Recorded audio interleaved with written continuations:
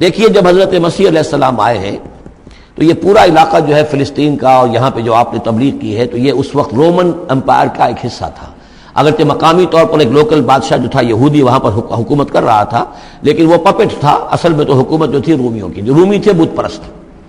اور اس کے بعد چونکہ انہوں نے بغاوت کی، حضرت مسیح تو اٹھا لیے گئے سن 30 عیسوی کے آس پاس یا 33 عیسوی کے آس پاس، لیکن اس کے بعد جو ہے ان یہودیوں نے بغاوت کی رومیوں کے خلاف، جس کے نتیجے میں سن 70 عیسوی میں ٹائٹس رومی نے تو ان کی حکومت بھی ختم کی اور بیت المقدس کو برباد کیا، یروشلم کو تباہ کیا، 1,33,000 یہودیوں کو قتل کیا اور ان کو بھیج دیا، نکال دیا وہاں سے باہر. اس وقت کا معاملہ یہ ہے کہ اب کوئی اکے دکے جو بھی رہ جاتے تھے یہاں پر، کوئی یہودی یا عیسائی، یہودیوں کو تو نکال دیا، عیسائی رہ گئے، لیکن عیسائیوں پر بھی بہت ظلم ہوتا تھا. یہ موحد تھے، حضرت عیسیٰ کے ماننے والے، وہ بت پرست تھے. تو اس زمانے میں کہیں بادشاہ کوئی تھا ڈیسیس یا دقیانوس جس کو کہتے ہیں، اس کے زمانے میں کچھ جو عیسائی تھے حضرت عیسیٰ پر ایمان رکھنے، آج کے عیسائیوں پر قیاس نہ کیجئے، جو نصارہ تھے حضرت عیسیٰ کو ماننے والے جو موحدین تھے، ان میں سے کچھ نوجوانوں کی پیشی ہوئی بادشاہ کے دربار میں. انہوں نے کہا کہ تم اپنے نئے دین سے اگر باز نہیں آؤ گے، اتنے دن کی مہلت تمہیں دی جا رہی ہے تو تمہیں سولی چڑھا دیا جائے گا، بس مہلت دی جا رہی ہے، جاؤ غور کر لو، سوچ لو. ان لوگوں نے آ کر سوچا کہ اب نہ تو ہمارے لیے یہ ممکن ہے کہ ہم مقابلہ کر سکیں، چلو کسی غار میں چھپ جاتے ہیں، دیکھیں اللہ تعالیٰ کیا کرتا ہے ہمارے لیے. وہ ایک غار میں جا کر چھپ گئے، اور غار میں جا کر چھپے ہیں تو اللہ نے انہیں وہاں پر سلا دیا، موت تاری نہیں کہ سلا دیا. اللہ کروٹ بھی بدلواتا رہا، ان کے لیے سارا کچھ بندوبست کیا، اللہ کی قدرت میں تھا. حضرت عزیر کو 100 برس کے لیے مار دیا تھا، موت کے بعد ان کو دوبارہ زندہ کر دیا. لیکن یہ کہ ان کا معاملہ یہ ہے کہ ان کو وہاں پر جو ہے تقریباً 300 برس یہ وہاں پر پڑے رہے اس غار کے اندر. غار کی شکل کچھ خاص ایسی تھی کہ ادھر آنا جانا لوگوں کا تھا ہی نہیں. اور یہ ہے جو موجودہ ترکی کے علاقے میں شہر ایفسس ہے ایک، اس کے آس پاس ہیں اس طرح کے غار، جیسے ایجنٹا کے غار ہندوستان کے مشہور ہیں، ایسے ہی وہاں بھی غاروں کا سلسلہ ہے. اور ہیں بھی وہ ایسے کہ ان کے دہانے جو ہیں وہ ہیں شمال کی جانب، تو دھوپ ان میں براہ راست نہیں جاتی، صرف یہ کہ ریفلیکٹڈ لائٹ تو آتی ہے لیکن یہ کہ براہ راست دھوپ نہیں جاتی. تو ایک طرح کا اندھیرا سا اس کے اندر، ٹوائی لائٹ جسے آپ کہہ لیں، وہ رہتا ہے سارا دن. وہاں پر یہ 300 برس تک سوتے رہے. اس 300 برس کے عرصے میں یہ ہوا کہ رومن امپائر جو ہے اس نے خود عیسائیت اختیار کر لی. 300 عیسوی کے اندر کانسٹنٹائن جو تھا ایمپرر، وہ عیسائی ہو گیا. اب پوری امپائر جو عیسائی ہو گئی. اب اس کے زمانے میں اس کے بعد تھیوڈوسیس ہے ایک، 446 عیسوی میں یہ تھا، اس کے زمانے میں اللہ تعالیٰ نے ان لوگوں کو جگایا 300 برس کے بعد. اب یہ سمجھ رہے ہیں کہ وہی زمانہ ہے، وہی کفار کی حکومت ہے، وہی مشرکین ہیں.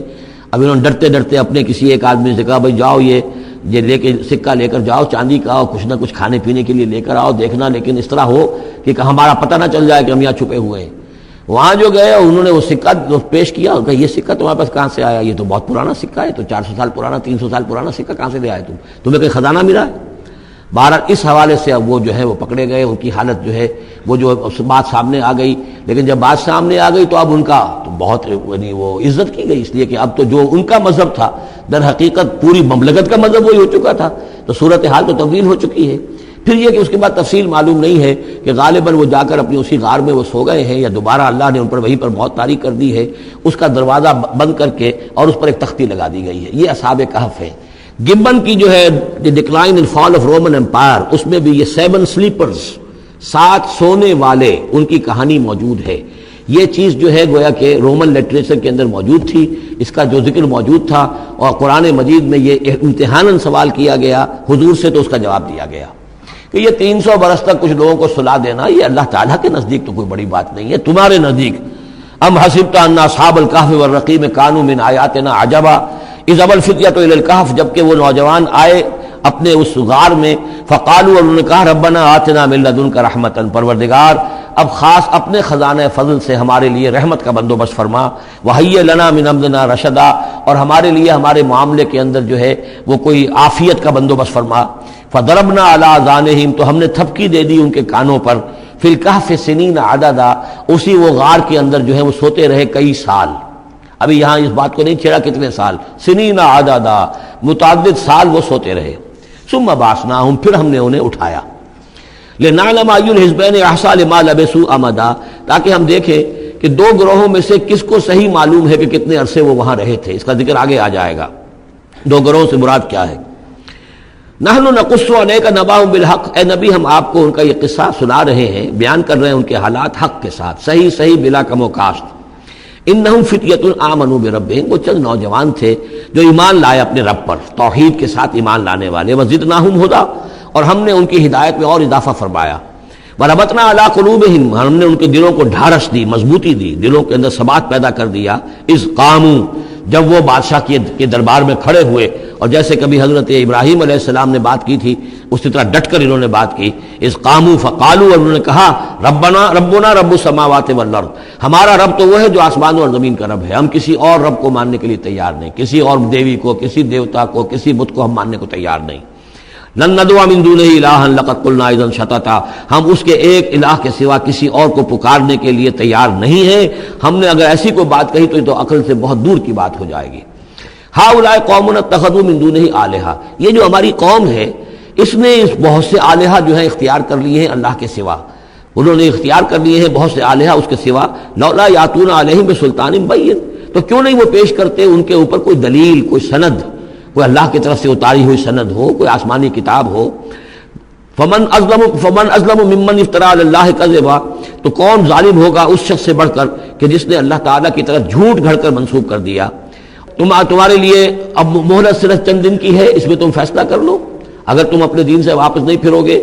اور ہمارے دین میں واپس نہیں آؤ گے، اپنے دین کو چھوڑ کر نئے دین کو، تو تمہیں ہم ہلاک کر دیں گے۔ اب یہ وہاں سے جا کر مشورہ کر رہے ہیں،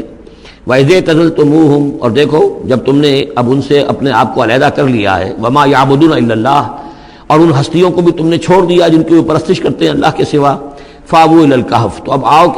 کسی کھو میں، کسی غار میں پناہ لے لیں، يَنشُرْ لَكُمْ رَبُّكُم مِّن رَحْمَتِهِ، تمہارا رب تمہارے لیے وہاں کوئی رحمت کا سامان کر دے گا، وَيُهَيِّئْ لَكُم مِّنْ أَمْرِكُم مِّرْفَقًا، اور تمہارے معاملے کے اندر اللہ تعالیٰ خاص اپنی طرف سے کوئی نرمی اور کوئی آسائش کا سامان پیدا فرما دے گا۔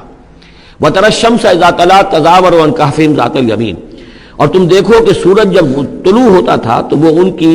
اس غار سے کنی کتراتا ہوا داہنی طرف نکل جاتا تھا، یعنی براہ راست دھوپ جو ہے اس میں نہیں آتی تھی۔